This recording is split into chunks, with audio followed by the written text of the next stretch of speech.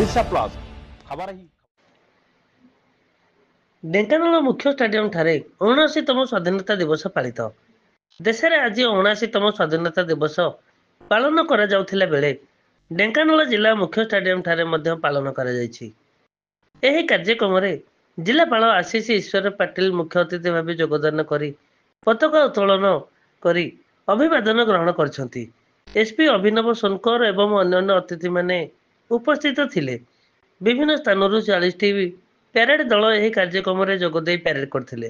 ବିଭିନ୍ନ ସାଂସ୍କୃତିକ ଦଳମାନଙ୍କ ଦ୍ୱାରା ଚିତ୍ତାକର୍ଷକ ଦେଶାତ୍ମକ ବୋଧକ ମଧ୍ୟ ଅନୁଷ୍ଠିତ ହୋଇଥିଲା।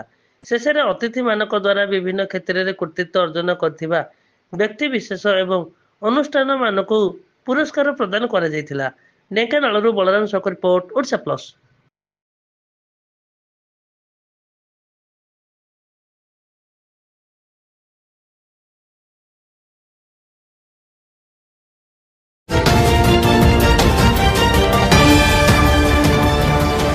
ओडिशा प्लस खबर ही।